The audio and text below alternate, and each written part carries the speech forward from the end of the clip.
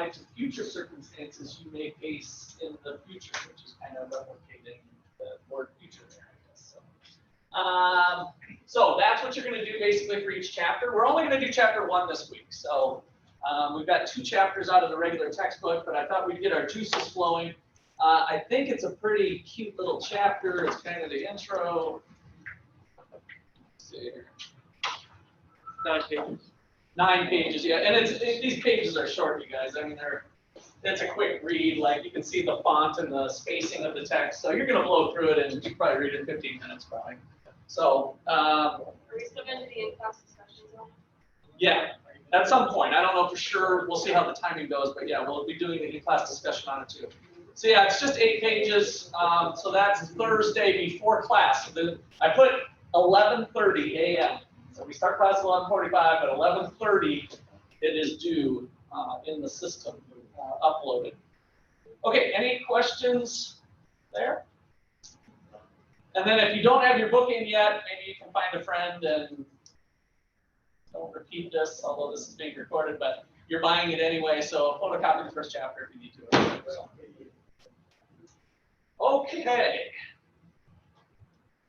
So that's that. See,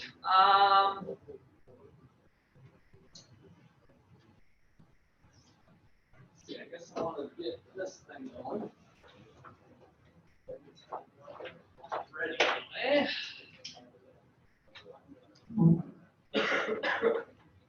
So chapter 8 is going to be looking at topics that you guys have seen in other classes, some of you more than others, depending on where you're at in your sophomore or senior.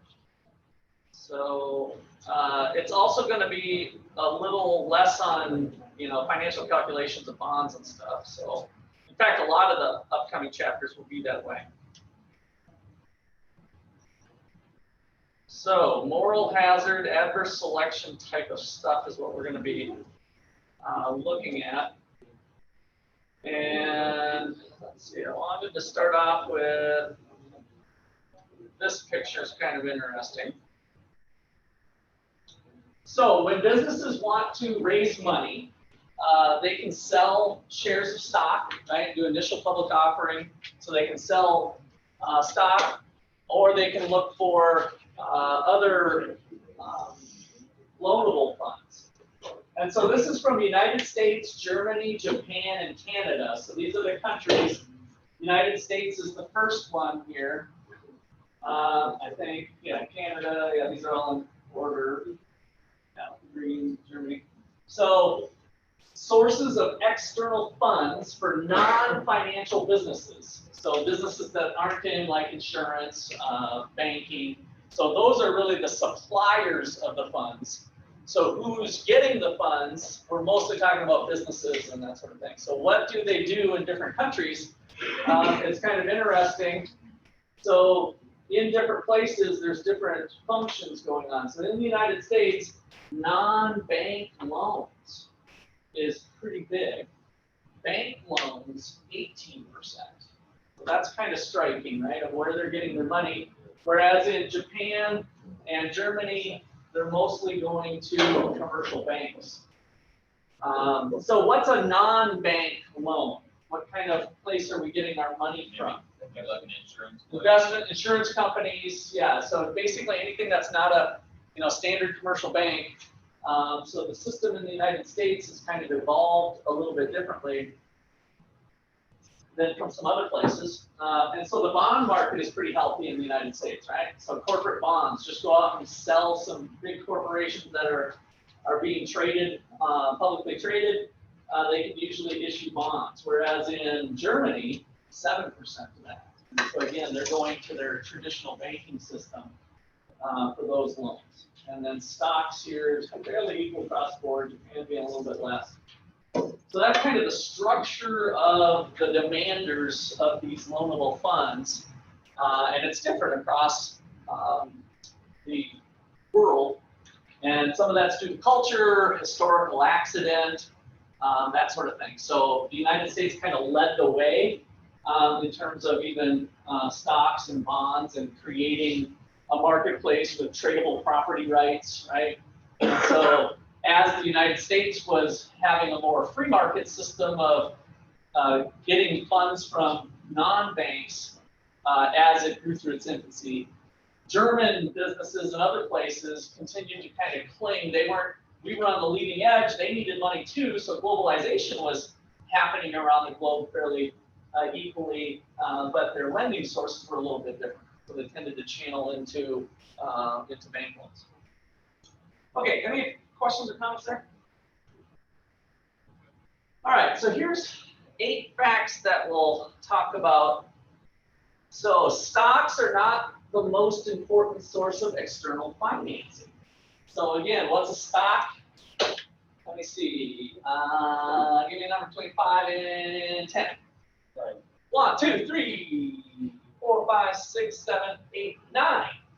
Daniel. Stock is an investment into a share of the company. Okay, so it's ownership of the company.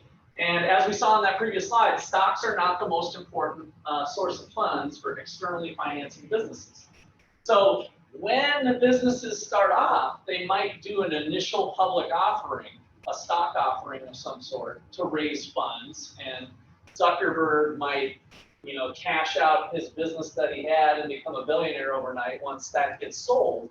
So that's a source of funds, but that's not where most funds come from. As Facebook has continued to grow over the last 15, 20 years, I can't remember when they went public. It's probably like 15 years ago, maybe it wasn't even that, I can't remember. But after those 15 years, now Facebook's going to non-bank financing, bank financing, bonds, right? So then they change how they're acquiring new funds for growth.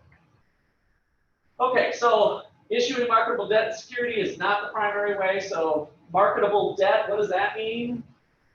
Marketable debt and equity, 1, 2, 3, 4, 5, 6, 7, 8, 9. Christian. Yeah, what does this mean? Issuing marketable debt and equity securities is not the primary way in which businesses finance. What does it mean, marketable? Okay, and what does it mean for them to be marketable? Yeah, so they're securitized, right? So the Securities and Exchange Commission has kind of given the blessing. They kind of have all their ducks in a row with reporting and other things going on with the company. And so now they're easy to buy and sell. So they're marketable on that. So that's not the primary way. Indirect finance is many times more important than direct finance. So direct versus indirect. 1, 2, 3, 4, 5, 6, 7, 8, 9. So there. Direct versus indirect. Okay, so direct is what? A third person, is that what you said? Yeah. Okay. Can you give me an example?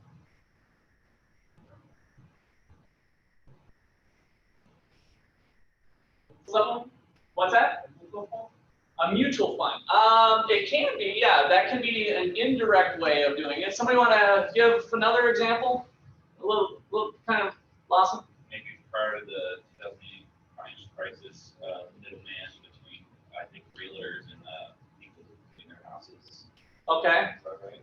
So it's kind of when you say the middleman getting their houses, are you talking about just a broker, like a real estate broker, or There's are you talking about the bank them getting financing? There was something else that they didn't have an incentive to. Is a bank direct or indirect? A bank. If you just go to a traditional bank for a loan, is that an indirect finance or a direct finance? Direct.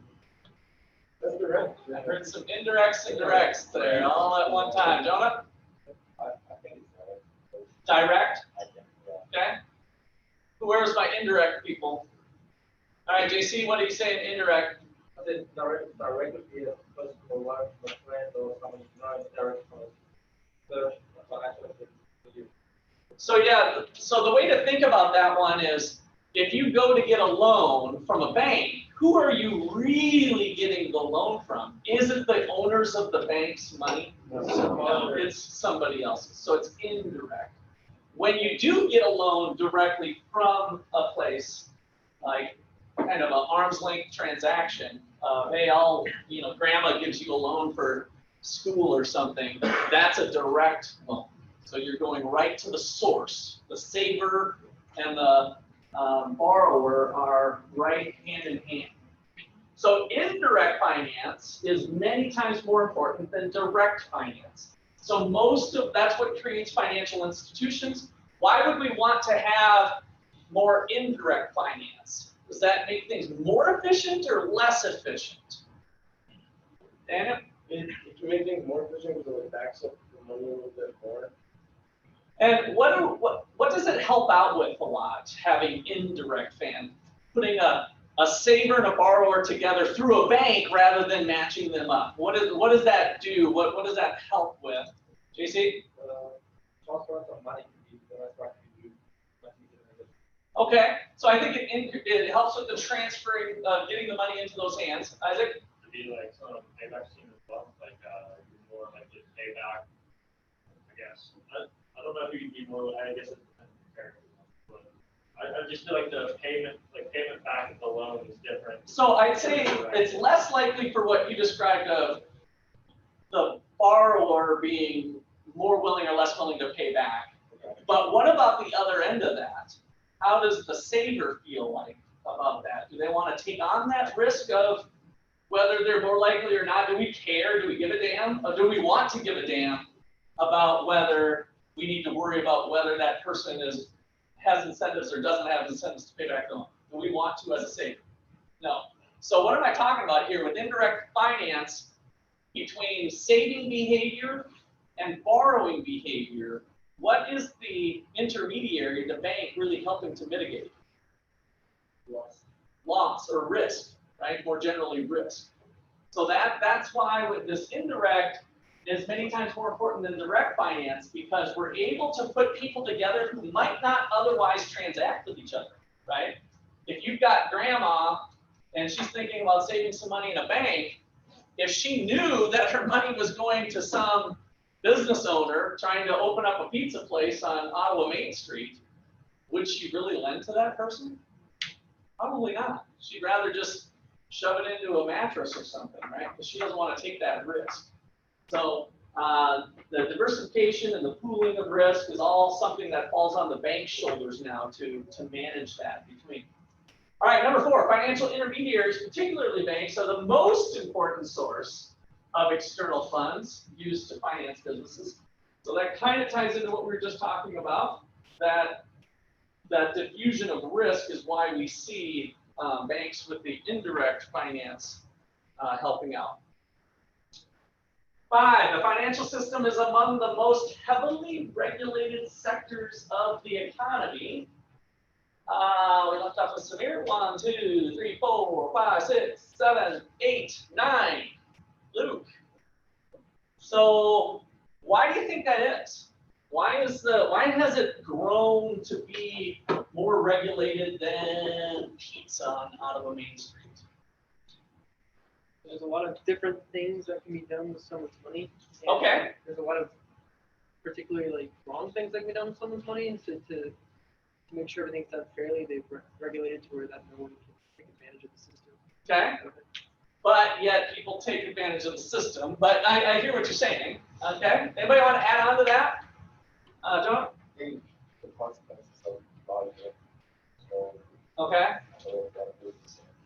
So if we have a feeling of trying to protect the consumer, if we look to Mother Government and Father Biden to protect us from the evils of the world, right? If we have this paternalistic nature to government taking care of its people, which I will challenge you on all the way across, whether that's a good idea or not, but it kind of is what it is, then if you take out a $100,000 loan on a house, that's a large bunch of money for the average household. And so I think you guys are correct that the larger the stakes, the more regulation we start to see, if it's predicated on this mindset of protecting the consumer. So that's where they're potentially facing more harm. Now, whether the government is actually successful at getting the protection and safety that seems to be desired is a whole different ballgame on whether they are, or are they just have a lot of regulations. Are regulations cost-free? No. So we have transaction costs that go up, monitoring costs, banking costs, and so what would a free market look like if interest rates for your home loan are 5%? Under a free market, would they be 3% without all the regulation stuff, right? So we don't usually think about that. We just assume that our regulators and bankers and people in powerful places in Washington, D.C. are got all that knowledge, and they'll take care of managing those ills, even though the increase in regulation still has loopholes and people that get hurt and other things. Okay, so that's part of what we'll explore in this chapter, and the next chapter we're doing for this week is chapter 12, which is going to be on financial crisis. So we're going to see a lot of this type of stuff. Are the incentives in the right spot, and are we getting the outcomes that we hope for? So number 6, only large, well-established corporations have easy access to securities markets to finance their activities. So if we look at all of the businesses, we got Mom and Pop on Main Street Pizza, and then we've got General Motors, right? So all of them are businesses. And so the ones that can really participate in borrowing in the bond markets are the well-established. What does well-established get you? 1, 2, 3, 4, 5, 6, 7, 8, 9. Isaac, what is this well-established business? Why is it? These are facts that we see about the financial structure. Only large, well-established corporations have easy access to securities. Why? Credibility, maybe? Yeah, I think credibility. They've got deep pockets, so they're going to look at the same things Ottawa Main Street Pizza is going to look at. How much money you got in your bank account? How are you managing your business? How far leveraged is your business? What's your assets? You're going to look through all the financial statements. They're all doing the same thing. And so being well-established, having a good reputation, having that trust is going to allow you to do some of that borrowing more. All right, collateral is a prevalent feature of debt contracts for both households and businesses. 1, 2, 3, 4, 5, 6, 7, 8, 9. Yeah, what is collateral? Oh, no. This is Brady's time to shine here. Like if let's see, they brought out and you put something else on the table, get paid off.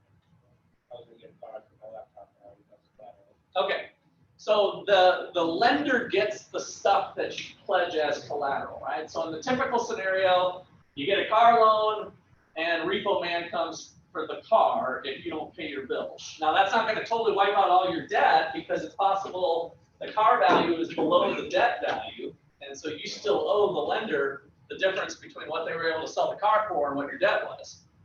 Same thing with a house. So the house is generally collateral for the mortgage. The mortgage is the instrument that's used to show that.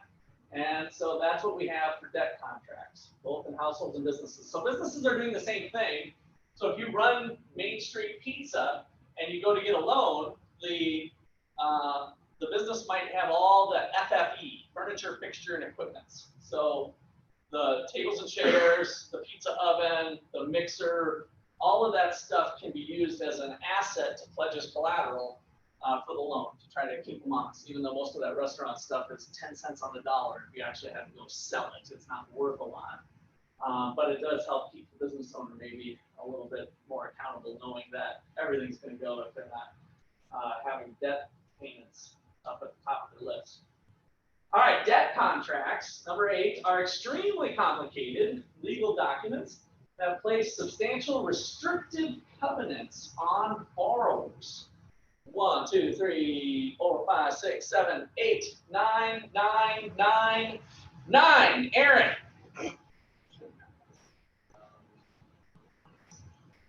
So my question with this one then, with a debt contract. We've already learned that it has collateral. This one's a little bit, you're getting one of the tougher questions, I think, here. Documents are complicated, placing substantial restrictive covenants on borrowers. What do you imagine restrictive covenants are? You don't know the right answer, is this, this is just discussion time. Maybe they can't like sell something that they bought from that company. Okay, good.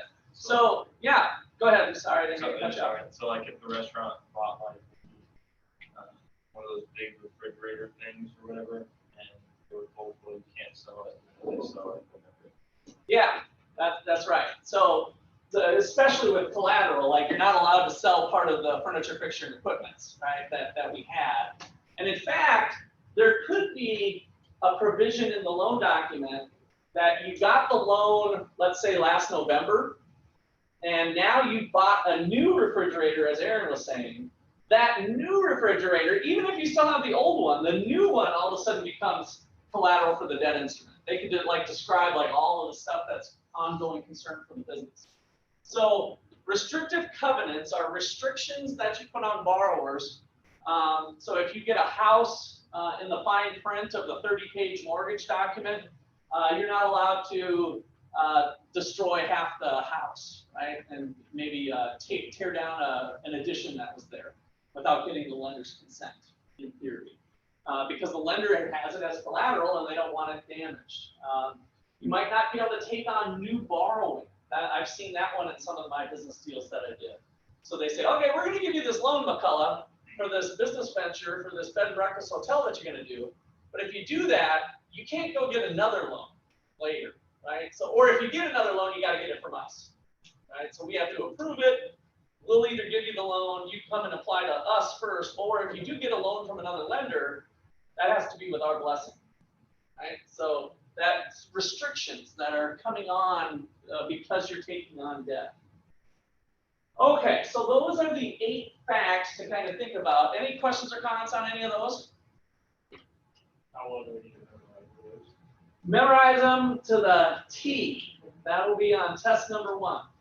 No, they're just part of rounding out your stuff. There's going to be some of it on your thing, but I don't think it's a memorization thing for those. All right, so now,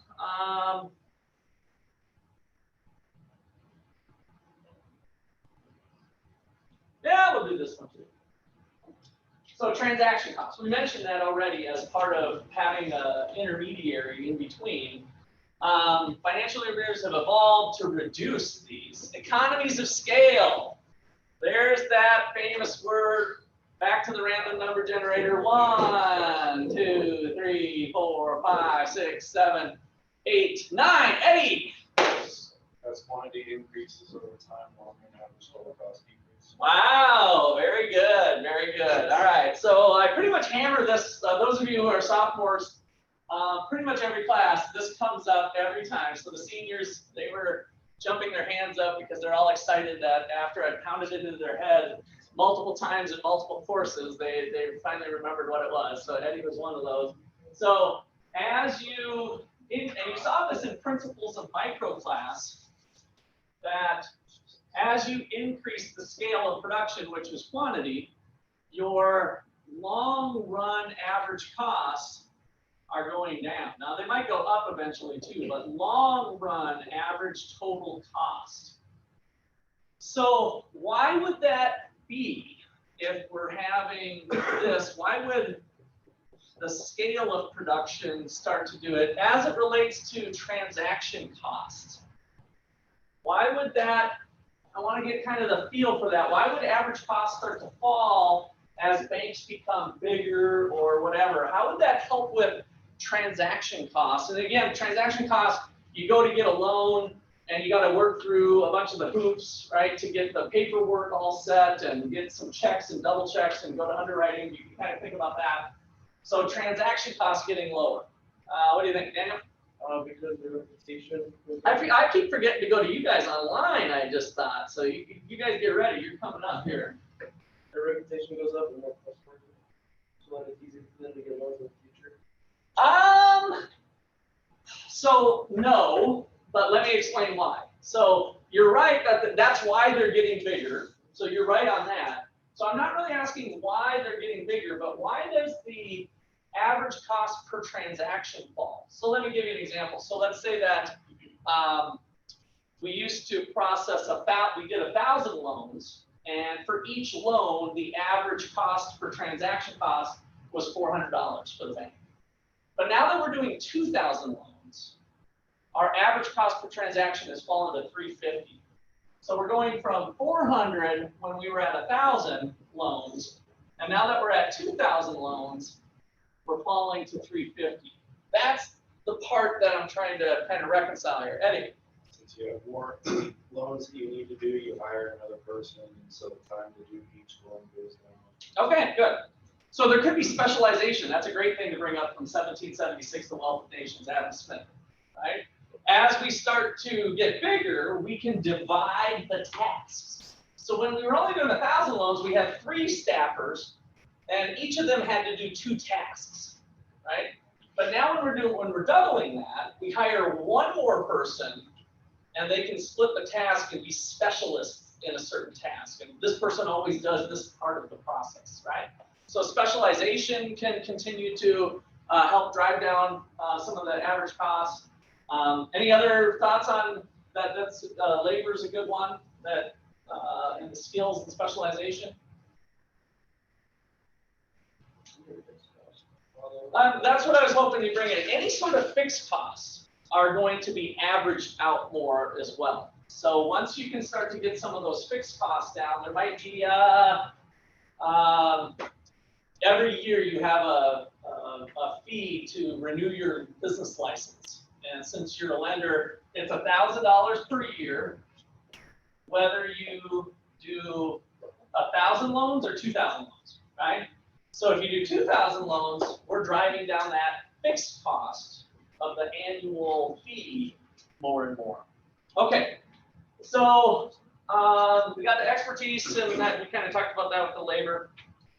All right, I'm going to do a little board work with this instead of that.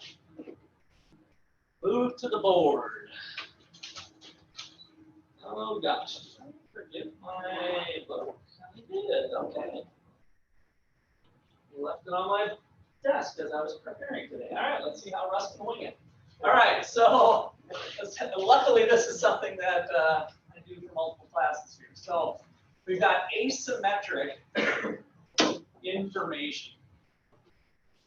Asymmetric information is kind of the general overarching issue that we have. So JC, you want to jump on that? Okay, so one party to the transaction, whether it's a person or a group of people. So one party to a transaction has more information than the other. And so, as far as economics goes, of course, you want to be, if you're the seller, you're the buyer, having an edge on the information game is where it's at, right? That's why you're buying something, you're selling something, right? So, but from an economist standpoint, to get an efficient transaction going, we'd like basically equal information on each side. So, for economic efficiency, and that would be in terms of price, you know, P star and Q star, if you want to think of it that way. The number of loans and the price of those loans in a competitive environment. For economic efficiency, we want, you know, approximately equal information. At least of all material things for each party.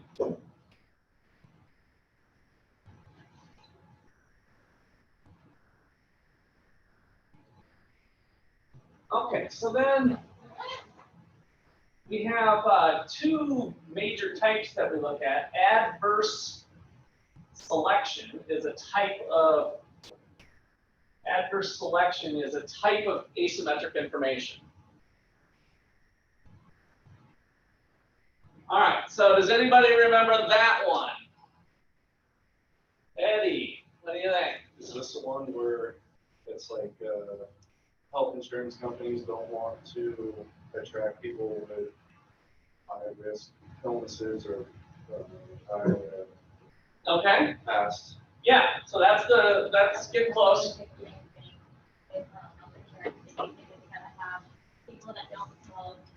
Okay, good, yeah, so how do we know, now, I want to be careful there, so, and maybe I'll just jump to the chase a little bit. What do health insurance companies require as part of the sale of the insurance? You were kind of doing insurance, weren't you, with your internship or whatever? Background check, doctor's check, fill out this application, have you ever jumped out of airplanes, do you ride bowls regularly, whatever. So now if you lie on that application, no, I never ride bowls, I never jump out of airplanes, and then you get hurt or dead because of one of those things, the health insurance company says, we're not paying you off. You told us you didn't do this. If we would have known you did this, we would have been happy to insure you. But instead of your premiums being $200 a month, they would have been $300 a month. So we have a market for you. You were just in the wrong market, and you shouldn't have lied on that application, right? So you got to be careful filling those out. They need to kind of overcome. Otherwise, of course, they get potentially screwed. And so that is part of the adverse selection. Liz?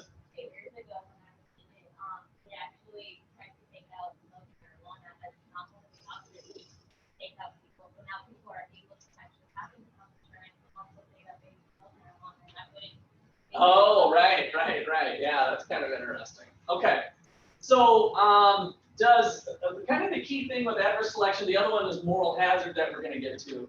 Does this happen before the transaction or after the transaction? Before. So as Eddie was saying, are we attracting risky people or unhealthy people? The insurance company needs to really understand that so that they can effectively try to mitigate this problem of adverse selection. So adverse selection is a pre-contract problem where a seller or provider may be adversely, just to put the word back in here, you can kind of see where it comes from, adversely selecting the wrong we'll just put type of person. For lack of a better word, it's really the wrong traits or the wrong stuff or whatever. Wrong type of person for what they are selling.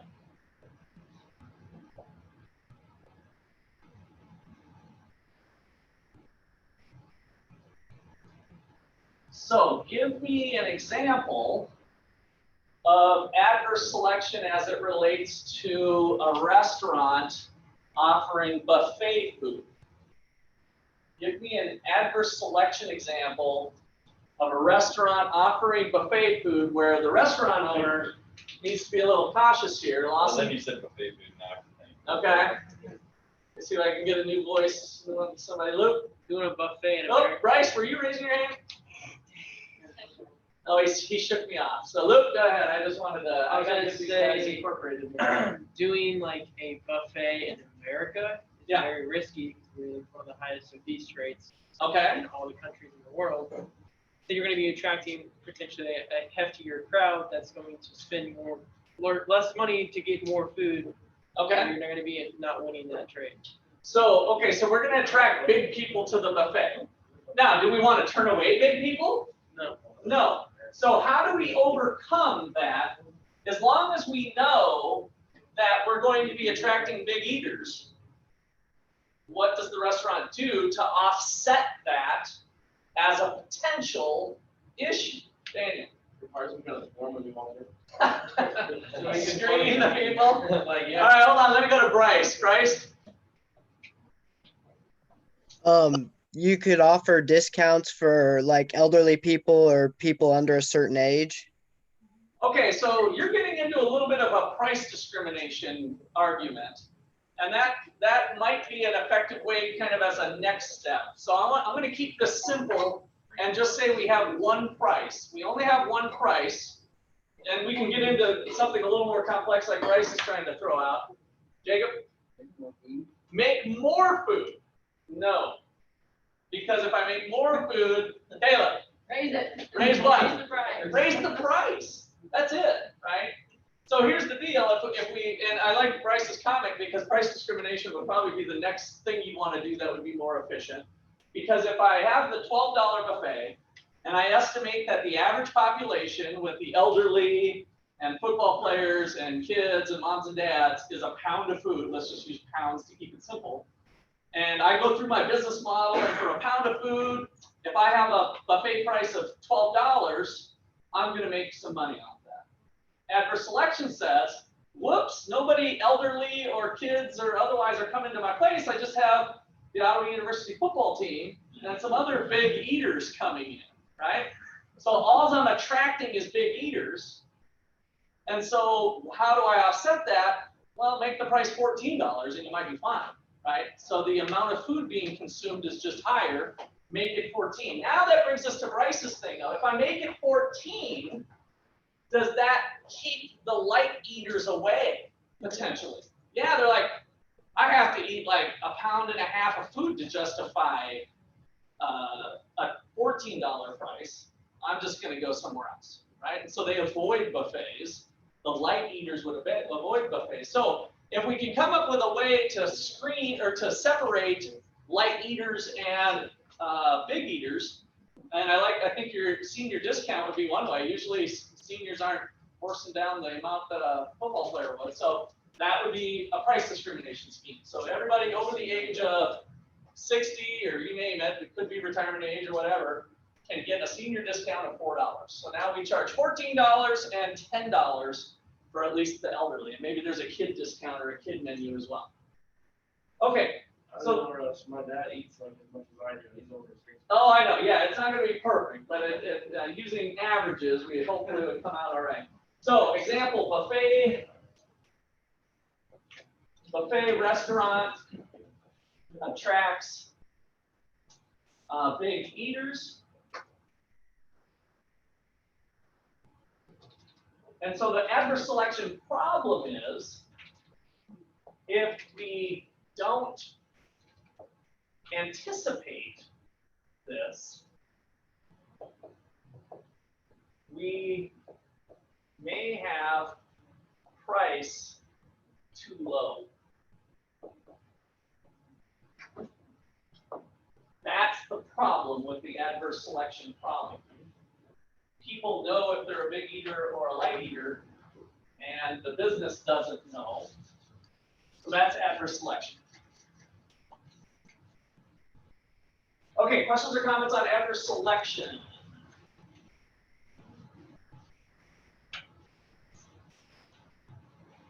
Okay. Moral hazard is the other classic N here. The moral hazard problem. But adverse selection problem, but I probably could. Adverse selection problem. I'm going to give it a little more meat on the bones. So, moral hazard. Who wants to take a stab at that? Isaac. Moral hazard, the other insurance thing, like. It is, yeah, you can use an insurance example if you want. If I don't have insurance, I'm driving more carefully compared to if I have insurance. Yeah. I'm going to drive recklessly and not care as much if I don't have insurance. Yeah, so that's the moral hazard problem. So post-contract, you're changing your behavior. So post-contract, the buyer changes behavior such that the seller may be priced too low. So, example, buffet restaurant.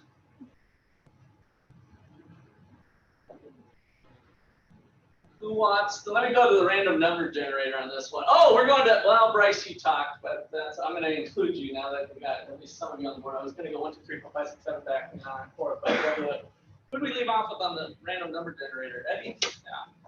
So 1, 2, 3, 4, 5, 6, 7, 8, 9. Caleb. Buffet restaurant. Post-contract, the buyer changes behavior. So post-contract in this case means you've already paid your $14 at the cash register to eat at the buffet. That's the contract, if you will. Once you've paid the price for admittance, now you get to go eat some food. So what would be the moral hazard problem or example related to that? So maybe like before you got there, you didn't. Oh, and here I already paid for it. Okay, good. So just overeating more than you probably would have if it would have been served to you, right? So how many of you are guilty of overeating at a buffet restaurant? All right, there goes the hands, right? So again, if we kind of put it in the context of the restaurant owner thinking, okay, the average person, whether they're a big eater or a small eater, I don't really care, was 1 pound of food. When they're paying for it at a restaurant, now I open up a buffet and the average plate creeps up to 1.3 pounds of her food. Because even the elderly person and the kid and the average person and the big eater are all eating more than they should, because what is the marginal cost of getting another trip to the buffet? What is the marginal cost to the person, the patron at the restaurant, to getting another plate of food? Dakota? Zero. No. I think everybody was thinking that, so I'm going to throw a side ball at you. The marginal cost of getting another plate of food at the restaurant. Isaac? Let's do it like, whether or not it's worth it to walk up there. Yes. Food and then come back. So like Yes. money-wise, zero, but like, is it worth their time? to Good. Go up there and get the food? So just a little reminder, opportunity cost. Opportunity cost, the big cheat here is you've got explicit plus implicit cost. Explicit cost is the monetary value, right? So I'm sitting in the restaurant at the chair eating the first plate of food. What's the cost of getting the second plate? Well, nothing monetarily, but there's still some effort level, and I could be doing something else with my time besides going up for another plate of food. So monetary cost is zero. You're absolutely right, and that's really the main thing I was pointing at. I'm just picking a little tiny detail that we never want to think anything's free. There's no such thing as a free lunch. There's always some sort of opportunity cost.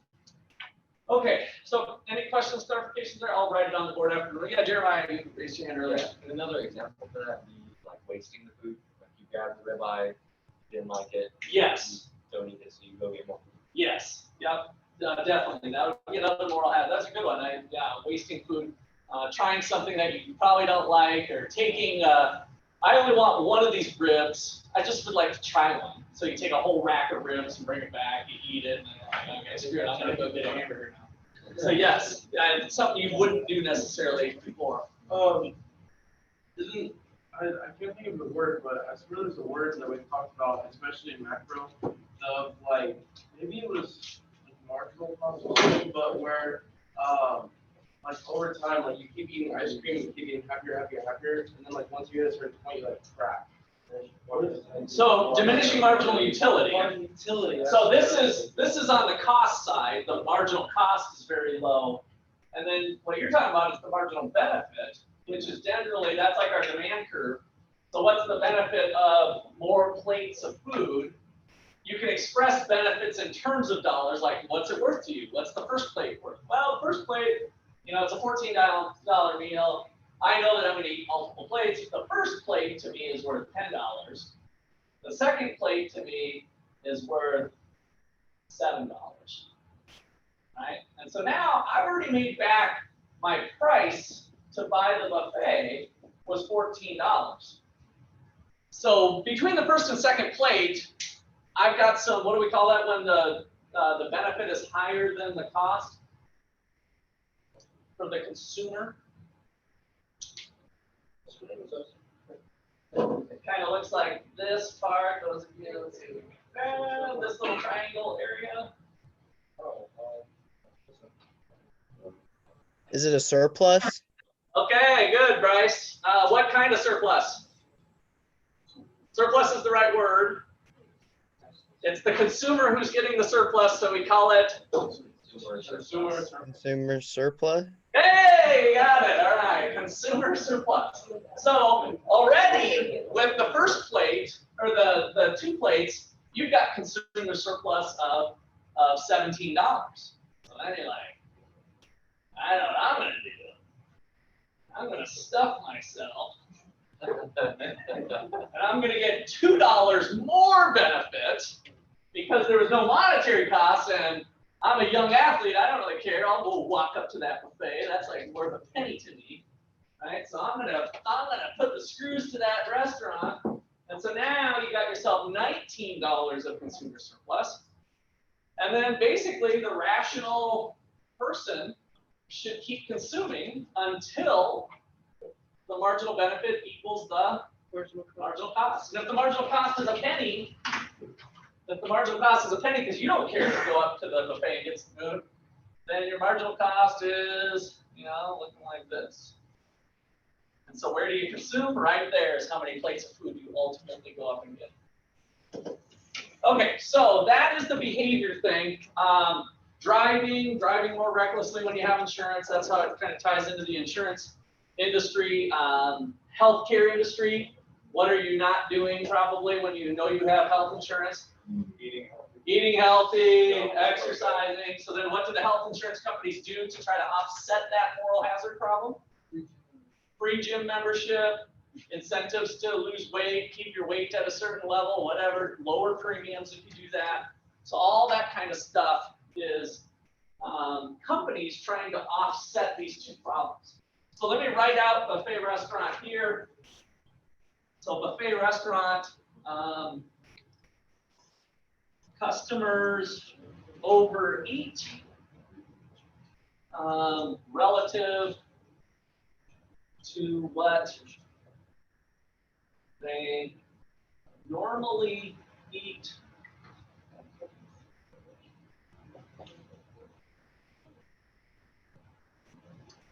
Or Jeremiah's example, I like that, of wasting some food, maybe any of that behavior stuff, all post-contract, consumers overeat relative to what they normally eat. And again, to fix the problem, to anticipate moral hazard, restaurant should, what do they need to do if they correctly anticipate that people are going to be overeating a little bit? What do they need to do? You can charge, like for his example, especially the not eating everything, you can charge if they don't finish a plate. I have seen restaurants do that, right? You guys seen that where if there's anything left over, is China Palace doing that? Yeah, that's right. They did have some out there. So maybe, yeah, you can eat as much as you want, but if you take the food, you need to finish it or not waste it, or yeah, exactly. You can't go up for more if you have it. So that might be one thing. What else could they do if they can't successfully monitor that for some reason? Set a time limit, okay? Kind of changing the nature of the beast there, I think, but I don't think that'd be a successful business plan, but a good brainstorm idea. An hour and a half to eat whatever they want. Now that was for the, Korean barbecue. oh, okay, and they probably wanted to turn over the tables or something there. Aaron? You can put a limit of how many plates you can get. Number of plates, but again, that kind of gets away from the value of the buffet restaurant, maybe. Liz? All you can eat option, meaning. So basically they'll have a different time. Basically they'll pay higher time for all you eat. Okay. I mean, you're getting to where I had actually a very simple answer. If you can't do, you guys are getting kind of complicated. Gentlemen, what do we need to do? Raise the price. That's all I was looking for, right? So if you anticipate that, it's a problem if you don't anticipate it, is the point. Your price will be too low. So to anticipate moral hazard, the restaurant should increase price to offset potential loss from moral hazard. So it really comes down to just being a good business mind, thinking about these things, depending on what the incentives are, on which direction we head. Okay.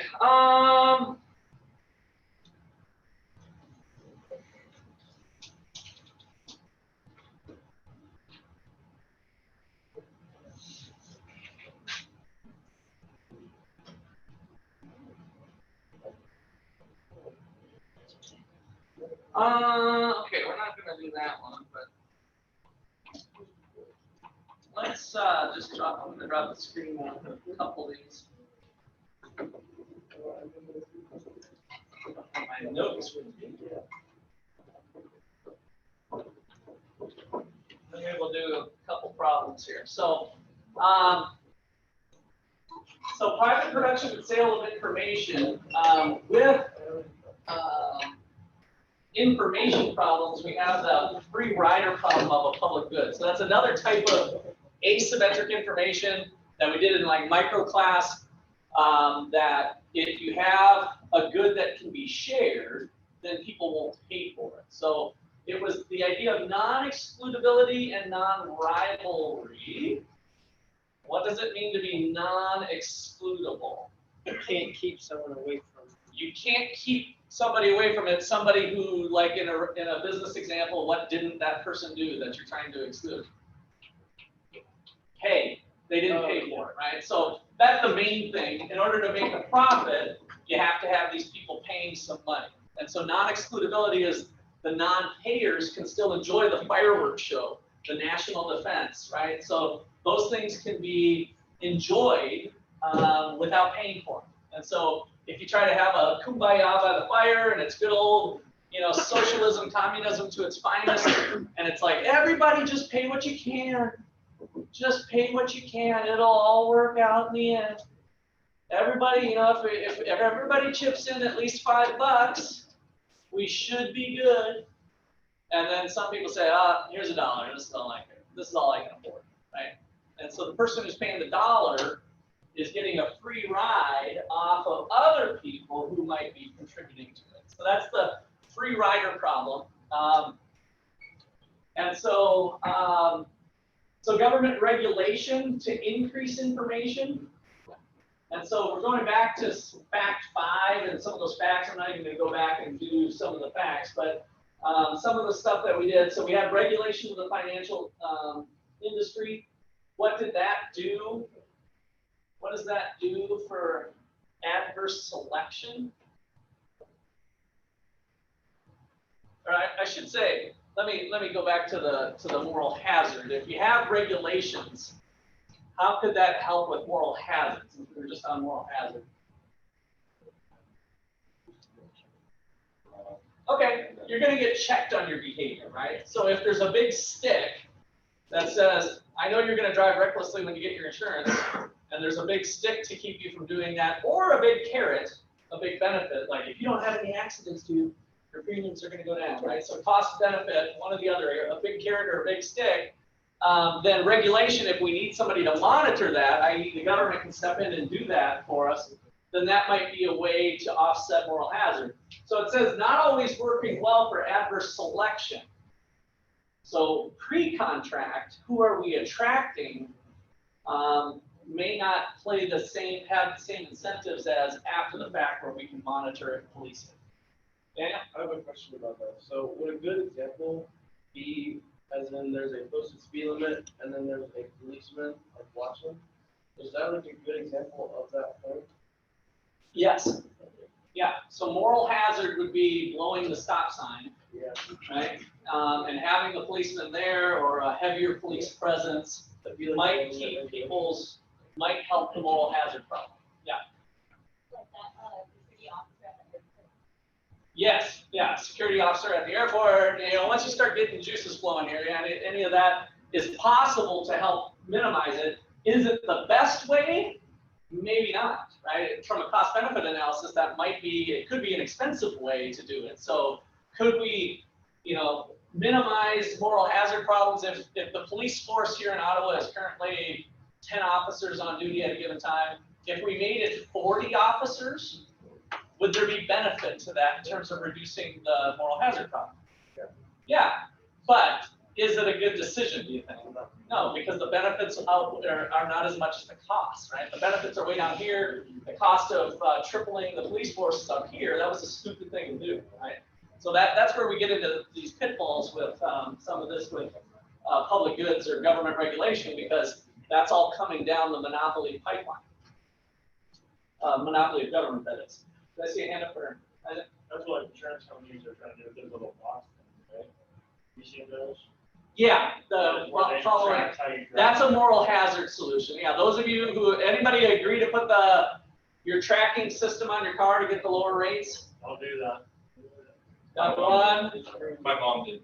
Your mom did. My dad can download an app. Okay, so if you do it, they'll give you some lower rates, right? So that's the good part. Not a lot of you are doing it, apparently. Who does, so this is a good, kind of ties in both things with adverse selection, moral hazard. That thing, in theory, keeps the moral hazard down, right? So, that sounds like a great idea. What's an adverse selection issue that the insurance company could have by having the little box and getting a premium discount from it? Everybody clear with what I'm talking about here? Your insurance price per month is a little less if you agree to have that box on. What's the adverse selection problem that the insurance company needs to think about, whether that's going to be a profitable move or not? Don't give it to teenagers? No. Or Give it to teenagers, but I'm trying to say, this is all voluntary. Let's pretend like we're in a free society, and just like you guys, you can choose whether to do the box or not. And so let's say your premiums are going to be $200 a month. If you put the box on, it's only going to be $150. Okay, just put some numbers on it. What's the adverse selection problem that the insurance company better watch out for? Eddie? Is it that the people that they're tracking with that are already safe drivers? Exactly. Right? So Olivia, sorry, I think I saw you flinch up. I would have went to you instead of Eddie, but I got it too late. Did you have anything to add to that? Well, it was kind of like that, like I was gonna ask, like, if there's gonna give people the drive safer. Yeah. So the driving safer part is the moral hazard part, but the adverse selection part is, if I'm already attracting the people who are going to be safe anyway, do I really want to give them a $50 discount? Not necessarily. That's not who I'm trying to target necessarily, is the safe one. I'd like to get more people doing it that would have gotten a wreck, but that it's causing. So that would be the adverse selection aspect of that. Okay. So Enron, we're going to skip that for now. Okay, so a kind of a kissing cousin to this stuff is called the principal agent problem. So the principal agent problem, you've got the principal and the agent. In the real estate deal, you guys are familiar with hiring a real estate agent to sell your house, sell your mom and dad's house or whatever. Who's the principal and who's the agent in that transaction? You're hiring a real estate agent to sell your house, a brokerage. Who's the principal? Who's the agent? Principal is The real estate agent would be the principal. Kayla, what do you think? Principal, Hold on, I went to Kayla. Well, if you have less information, then you're just gonna be the one selling it, because that's why they got the real estate agent. Okay. All right. Olivia. Wouldn't it be like, if I'm selling my house and I'm hiring an agent, I be the agent because I know like what's wrong with my house and they don't? Or with the buyer. So yeah, I'm talking about the deal from, yeah, the seller of the house and the agent that they hired to represent them in the sale, to help with the sale of the house. And so would that be, is the agent really the agent, or is Russ McCullough tricking you that, oh, it can't be that easy, that the real estate agent is actually the agent? I would And the think the homeowner is real- the principal. I think Dakota? I think it goes either way because like Can't go either way. I'll just put you down on that one. This one does go, this does go one way. I haven't really heard anybody really say the answer yet though. So Bryce, you're up. You were number 9. I don't know if you noticed, I went around the room real quick. So Bryce, who do you think? Unmute. In the principal agent problem, the example here up on the screen just says stockholder and manager, but in the real estate problem, the agent, the real estate agent and the homeowner, who's the principal, who's the agent? Are you talking to me or the other one? You. Oh, sorry, yeah, I guess we got double Bryce. Yeah, so I was confused. Right. Okay, yeah, sorry, you, yes. Okay, so you said between the agent and the, what else? The real estate agent and the homeowner's hiring the real estate agent to sell their house. Who's the principal and who's the agent? Wouldn't the homeowner be the principal and then the other person the agent? The agent's the agent, okay. How many people agree with Bryce on that?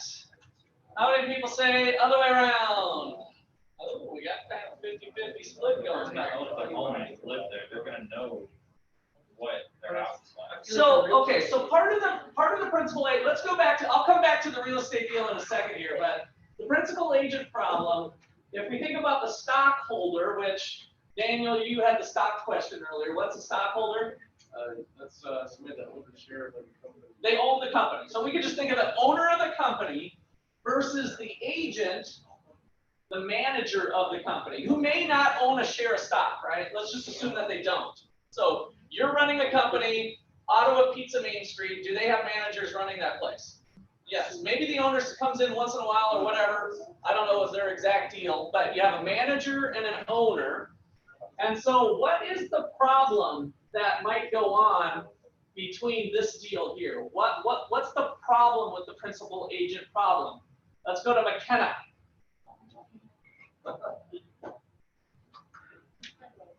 So stockholder and manager, you get the nature, or where are you spacing off?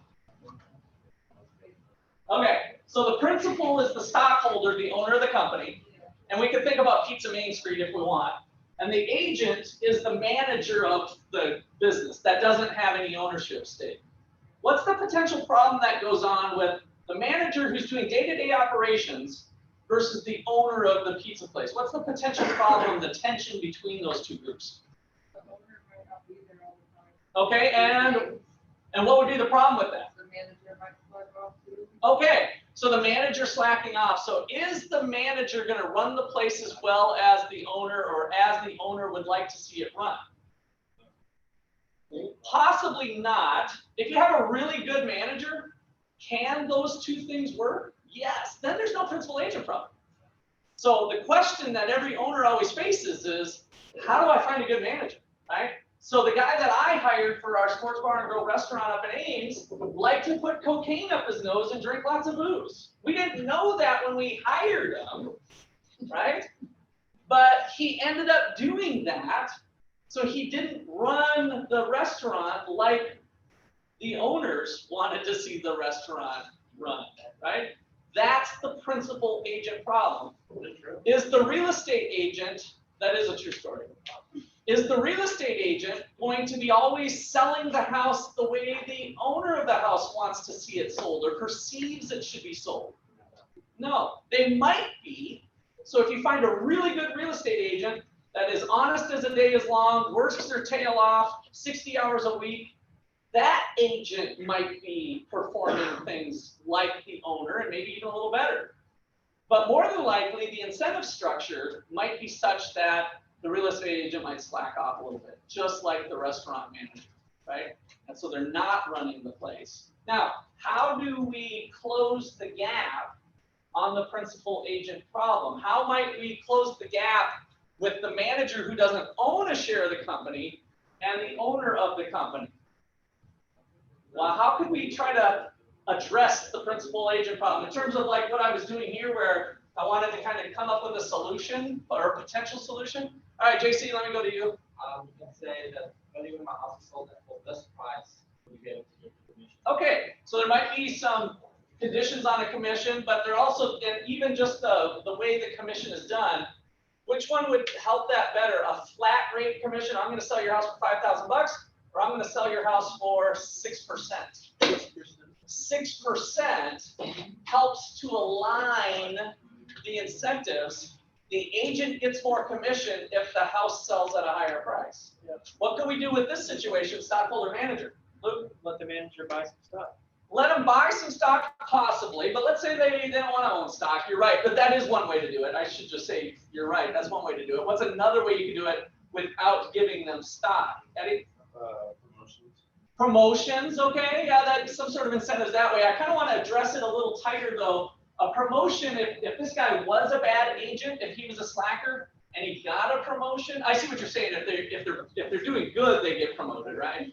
But otherwise, it's possible we might keep that disincentive moving forward as they climb the ladder. Jacob? You can have like a team member of the month that people vote on, and they get like a little bonus. Okay, yeah, that might be something, little awards or rewards for, the best workers. But if we have a group of 20 workers, isn't it always that one guy and that one gal that alternate every month because they're just outstanding? And how does that help the 18 others that are just Joe Schmoes that want to go to work and get their paycheck, right? So it might do something, and that's certainly the intent, but does it pay off as good? May be different. Liz?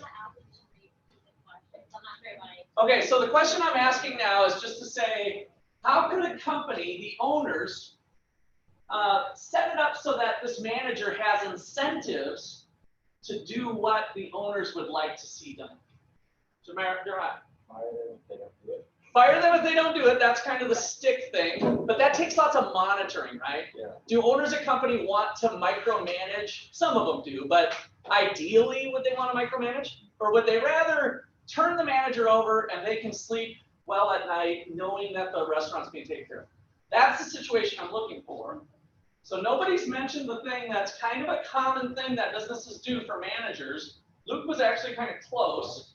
Bonuses based on sales or performance or profit, right?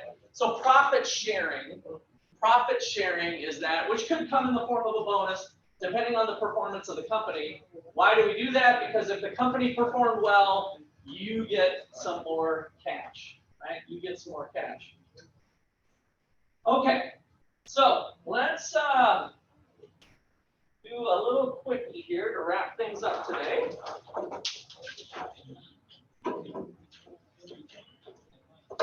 Okay, pass the.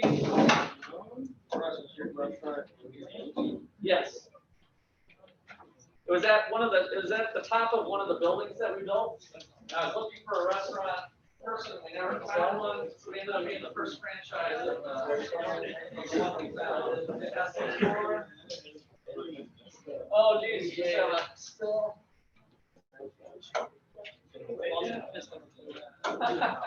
Is your building still the tallest one? I think so because of me, they changed regulations so that there couldn't be any higher one.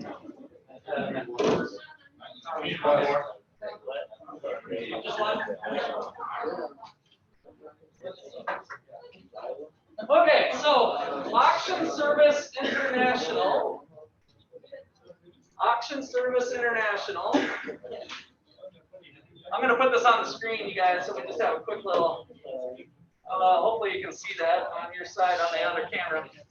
ASI employed art experts with a flat salary to convince the owners of valuable art to use at auction services to sell their artwork. The auction house profited by charging art owners a percentage of the sale price at auction.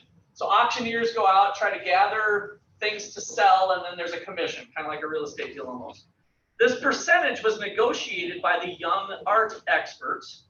A problem arose when the negotiated prices, commissions to the auction house, were supposed to be between 10 and 30%, but they were consistently closer to 10%.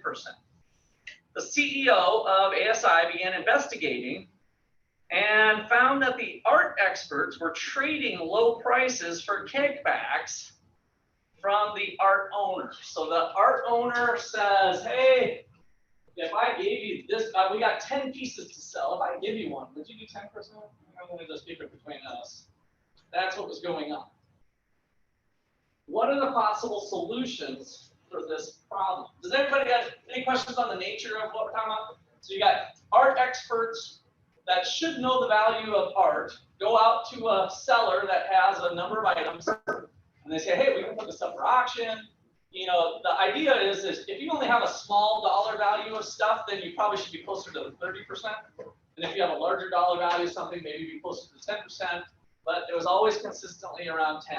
So what are the possible solutions for this problem? How can they change the incentives around a little bit? Right? Were you saying that when they paid for the art, it was just between the seller and the buyer when they were doing it? So like under the table? It's the art expert who's hired by ASI to go out and negotiate the commission terms to bring it to the auction house. So the ASI is the owner of the auction house. They hire the art experts to go out and estimate the auction. Luke.